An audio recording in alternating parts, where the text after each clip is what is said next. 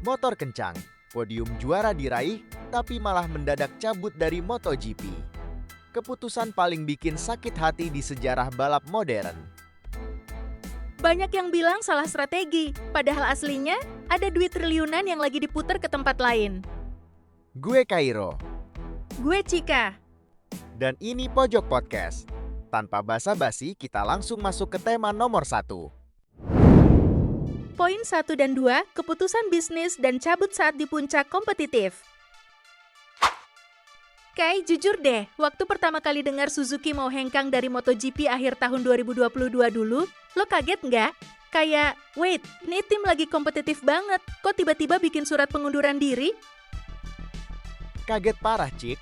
Pas berita itu turun, satu pedok gempar. Orang-orang sempat mengira motornya ampas atau pabrikannya bangkrut.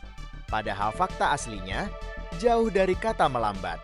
Suzuki itu cabut murni karena keputusan bisnis, bukan karena performa motornya jelek.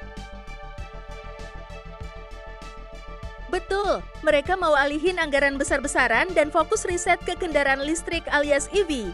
Jadi ini murni soal masa depan perusahaan secara global.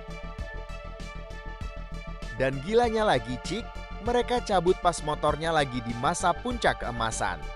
Bayangin, lo punya senjata paling mematikan di lintasan, tapi lo pilih buat naruh senjata itu ke gudang. Sakit nggak tuh? Poin 3, melahirkan juara dunia Joan Mir. Ngomongin soal masa puncak, kita nggak boleh lupa sama satu momen paling epik dalam sejarah modern Suzuki. Tahun 2020, bro. Di tengah segala kekacauan dunia, mereka justru cetak sejarah emas. Joan Mir, anak muda yang tampil tenang, konsisten, dan dingin di atas JSX RR. Tanpa harus menang banyak seri balapan, tapi lewat kalkulasi poin yang matang.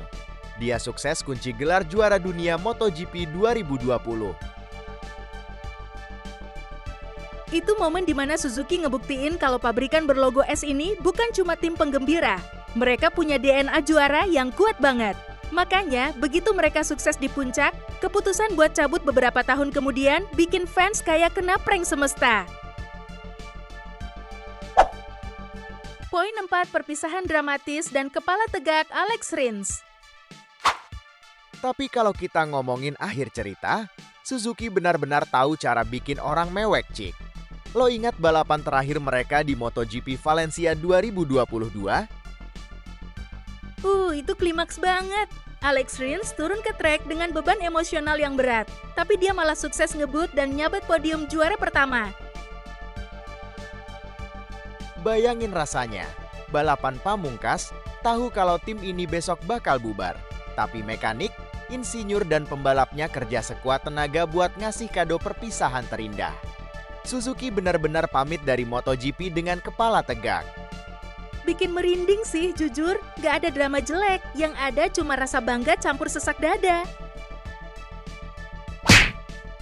Poin 5, patah hati fans global dan warisan sejarah.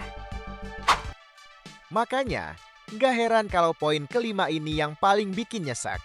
Patah hati fans global. Suzuki punya sejarah panjang legendaris di balap motor dunia. Dari zaman era GP500 sampai MotoGP modern. Mereka punya kultus penggemar yang loyal banget. Tim biru silver ini punya karisma sendiri yang beda dari pabrikan Eropa atau rival senegaranya. Keputusan mendadak kemarin bikin satu komunitas balap dunia merasa kehilangan identitas. Ghosting level korporasi internasional, bro. Ditinggal pas lagi sayang-sayangnya. Nah, kalau menurut kalian sendiri, bakal ada nggak sih hari di mana Suzuki nekat comeback ke MotoGP? Atau ini benar-benar perpisahan selamanya? Tulis pendapat kalian di kolom komentar bawah. Jangan lupa buat klik like, share, dan subscribe channel Pojok Podcast supaya kita makin semangat ngebongkar arsip sejarah balap paling gila lainnya. Gue Cika. Dan gue Kairo. Sampai jumpa di episode selanjutnya. Peace out.